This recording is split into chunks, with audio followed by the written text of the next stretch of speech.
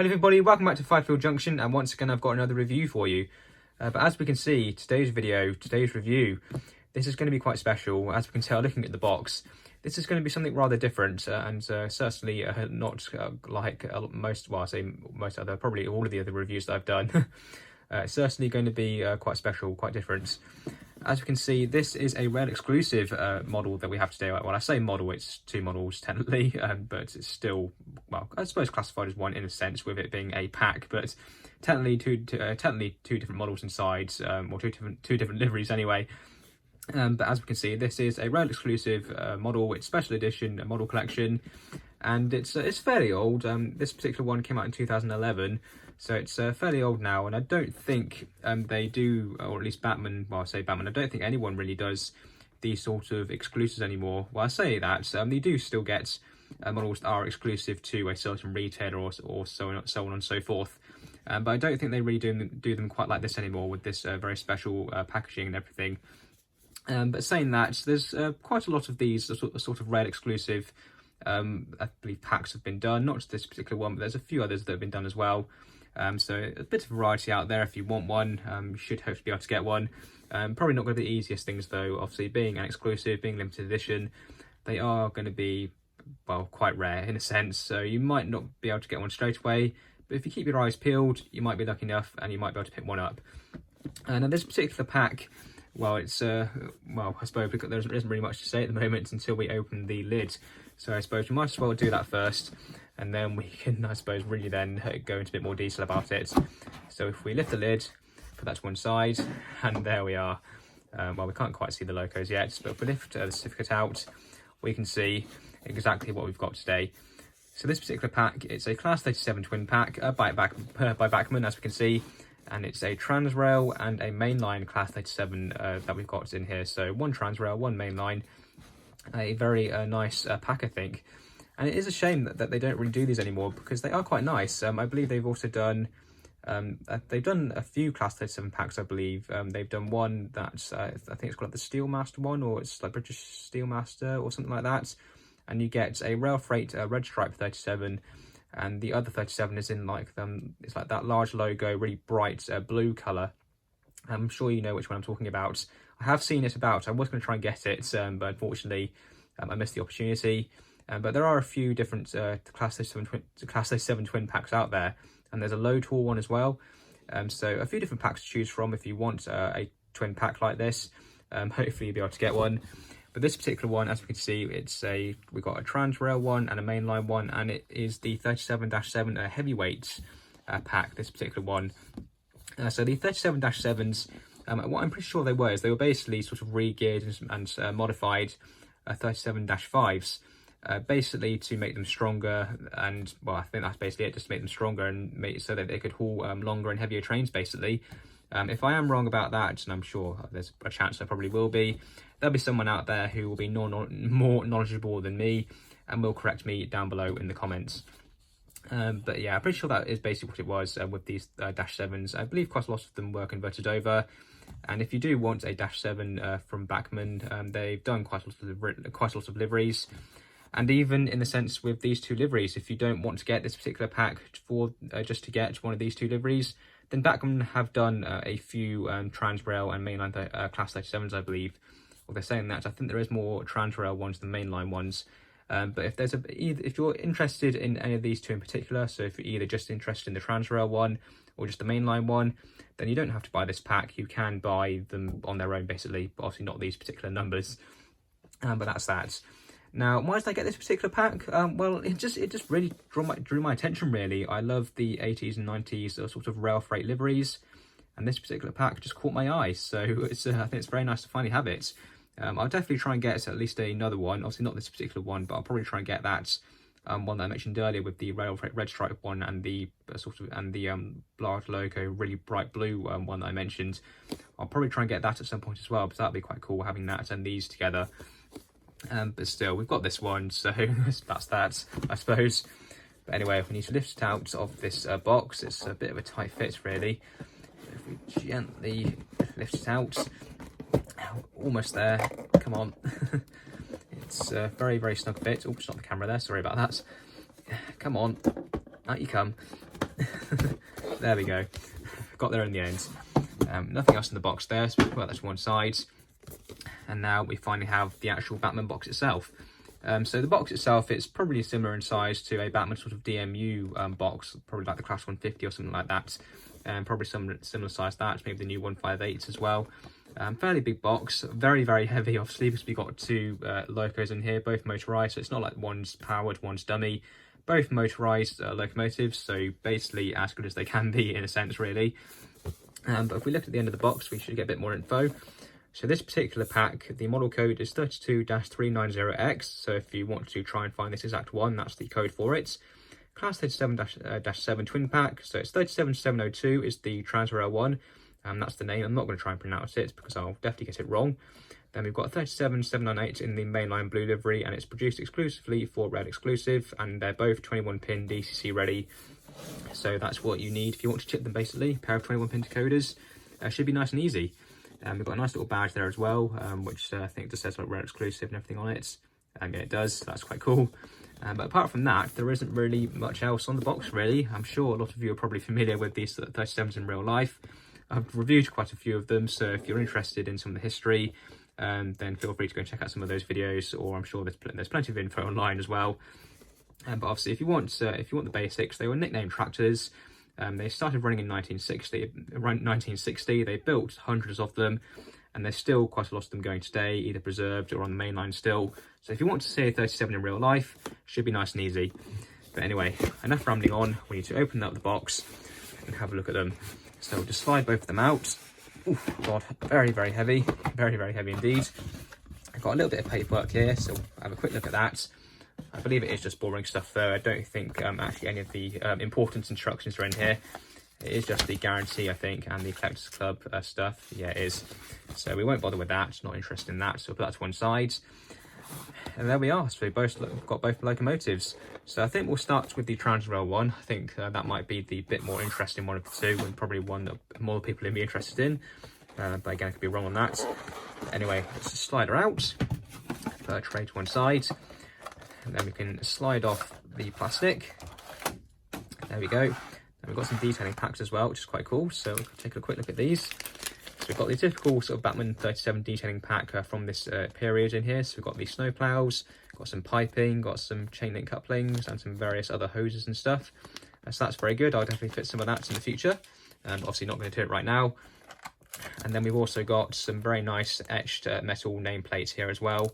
And the other ones, I believe, are sort of depot emblems, if you like. So depot sort of plaques to go on the noses, which is good. So again, I'll probably definitely fit those in the future. But we'll put this to one side so we can take a look at the loco.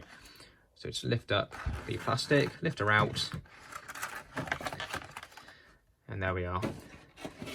So this is going to be a bit interesting because I've got to have my hand around the charger of the phone as well. So normally I don't have it on charge while I'm filming, but I have this time because I'm not prepared and I didn't charge it in advance. But that's that. But yeah, there we go. Just look at that. Despite this being the old tooling Class 37 now, it's still very, very good. I'm sure you'll agree. Despite how far this dates back now, because, well, Bachmann produced this particular tooling for the 37 for, I think it must be around 10 years or so. A good 10 years they produced this particular tooling for. But I believe this pack, probably coming from 2011, this is probably quite near the start of when they started churning out these new Tool 37s, when they upgraded it from the 8-pin version. But still, despite their age, they're still excellent, still very, very nice. You've got a beautiful livery application there. The Transrail branding has been done really well, and it looks very, very nice. You've got the tamper printed nameplate there, but obviously we've got some extra ones to fit over the top. Oh, bit of oil there. These locos did arrive quite oily. There was quite a lot of oil on the body side and everything. And despite having cleaned it off, it's reappeared again. So I'll have to give them a very, very good clean at some point. But we'll have to try and ignore the oil for now. The buffers are sprung, which is good. And on this one, they're square, which is, well, I say square, they're rectangular. So quite different to a lot of other locos. Don't really see that too much. But I suppose it's quite different, quite unique. And they look very good as well, which is quite nice. Obviously, if you wanted to, you can weather them up, grease them up, which I'm sure I'll do in the future. I'll weather the loco, get it a bit more dirty, a bit more used. The couplings are on them, and they are attached to the bogie, which is, well, that's fine. That's how I do it personally, but obviously on more modern locos, especially on the new 37s, I believe they are kinematic. I'm pretty sure they're kinematic, or are they? Actually, no, they're not. I believe they are still attached to the bogie actually on the new ones, but they've actually got the dovetail connection to the NEM pockets and everything, whereas on this one, the actual pocket is moulded into the bogie frame itself. The bogies themselves aren't too bad. They're quite plain on this loco. It's just mostly black with a touch of white on the pipes. So not the most detailed bogie frames in the world, but again, that's prototypical to real life, I suppose, really. And you've got a bit of orange painted detail there underneath the body. All of the grills have been very nicely done. They look great. You've got some painted detail there on the fuel tank. Again, you have to ignore all of the oil. It's definitely been very well looked after, this model, I can tell you that, especially in terms of lubrication anyway. So I shouldn't need to lubricate it for many years to come, hopefully. Again, more sprung buffers at the end, so the lights do light up. I have had these out and tested them already. The lights all work and they look very good as well. You've got a nice driver in the cab as well, which is good. Something that Bachmann don't do anymore, which is a bit of a shame, because it does look very nice. It's nice to have a bit of crew in there. But I suppose if you don't have it, it gives the customer, if they want to fit crew themselves, it gives them more option. They can use their own figures, they can choose which end they want crew in, and so on and so forth. So it gives you a bit more option, but it's still nice having them fitted, I suppose, from the factory. The roof is not too bad. You've got the etched grille there, which has been very nicely done. And you've got the separately fitted fan underneath. It's not motorised, but it's still just, well, it spins if you blow on it, but especially if you fit these with sound and you don't fix that fan down properly, it does vibrate a bit. So it can cause issues, but still, it's still very nice. And the rest of the roof is not too bad either. Quite plain, I suppose, though. Not too much in terms of separate parts going on. But still, it's all been very nicely moulded. But obviously still not quite as good as on the latest Bachmann 37s. But still, despite that, still a very nice loco. Still very nicely detailed, very nicely weighted, beautiful livery application.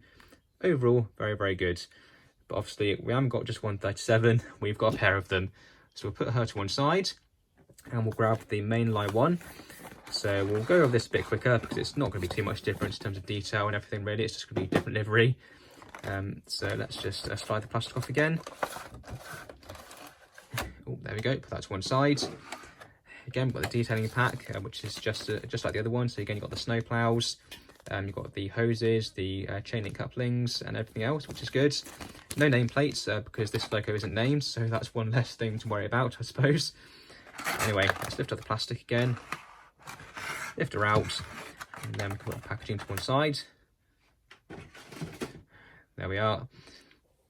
And there we go. I'm sure you'd agree, just as nice as the other 37. A bit more colour this time though, especially on the bogies. You can see you've got some nice, nice red springs there. The axle boxes are nicely painted as well. Again, the livery application spot on, beautifully done. Can't see any issues with it. The cam rail stripe is very nicely done as well, quite thick, but I think that was actually typical of the Mainline livery. They did have quite a thick cam rail stripe. It looks pretty good, I suppose. I think it sort of matches the livery quite well.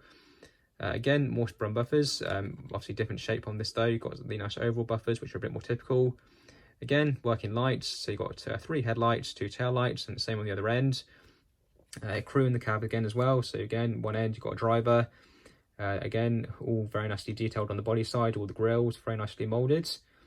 The roof, just like the other 37, got the etched grille, the fan, and the metal and the moulded detail as well. All looking very good. Again, still not as good as the latest 37s, but still very, very presentable. Absolutely nothing wrong with these older models. Overall, I really can't fault it. A very nice pack, definitely a very nice pair of locomotives. So I think the next thing we need to do is put them on the track and see how they run. Okay, so back up our layout once again. So we'll do the Transrail 37 first, I think, since we looked at it first, so we might as well do that. So I'll get it on the track, get all wheels on, should be nice and easy. Make sure they're all on, I believe they are. Oh, no, not quite. There we go, ready to go now. So obviously still DC, no chip in her yet. So let's make sure we've got direction set, we have. Let's give her some power and see what happens.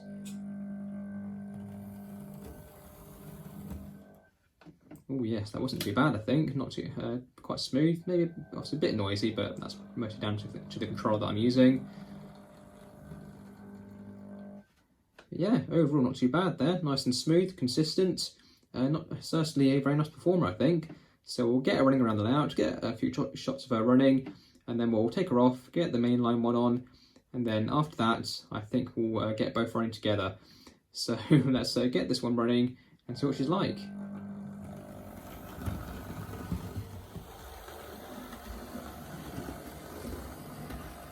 So there we go, running pretty well, I think. Despite being ran on a very cheap train set Hornby controller, she's running rather well. A little bit noisy, but that's just the fact of these Hornby controllers. Certainly these cheapo train set ones. But overall, not too bad. Running very smoothly, running very consistently. Not too bad. Maybe a tiny bit of noise from the gearing. But again, she hasn't been ran for a while, I'm sure. Needs a few more miles on the clock. Needs a bit of a warm-up once again. But overall, can't really fault her.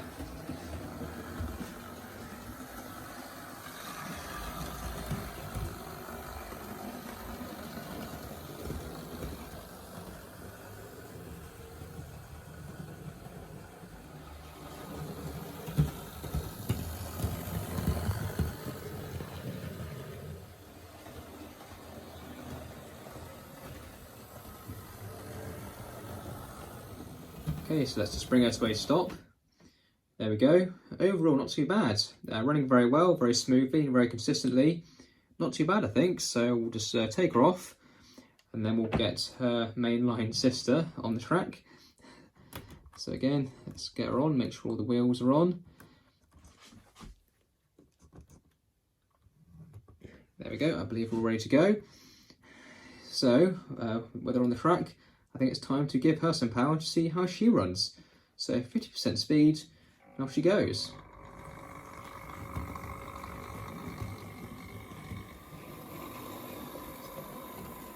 So there we go, running rather well. I think she is a little bit noisier, only by a small amount compared to the Transrail one. But still, apart from that, overall, still very, very good. Still very smooth, very consistent. Not too bad. She might even be ever so slightly slower, I think, unless that's just me. The power setting is the same on the controller as it was on the other one. Again, she could just, maybe it's just the way she is. Again, maybe just the lack of running over the past maybe few months or years, whatever, hasn't been as kind to her as it has been to the other one. But still, overall, all things considered, not too bad at all.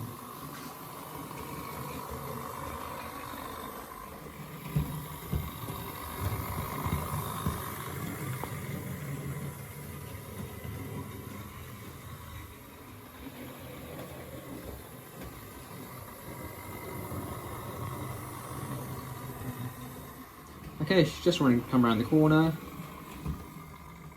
We'll bring her to a stop. There we go. So overall, definitely not a bad pair of runners. Both locos running very well, both very smooth, both very consistent. I suppose maybe that the performance could be a tiny bit better.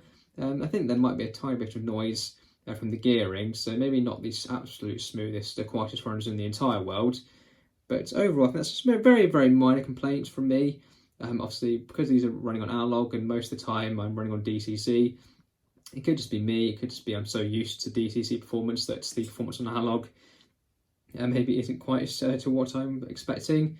But overall, I certainly can't complain about them at all. Very, very good runners, definitely performing rather well. So I think if we just back her up a bit, there we go. And we'll get the other one back on, and we'll get them running around together. Seeing as they do come in a pack of two, I think it makes sense that we get both locos running together. So it just gets all her wheels back on. That's one bogie on. I believe the front one is on as well. Yes, it is. So we'll just couple them up because they both do have a coupling at least, which is good. And there we are. So if we just back them up a bit to get them both in shot. there we are. So there we have the pair of Class 37s, all ready to go. So I suppose all that's left to do, give both of them some power and see how they run.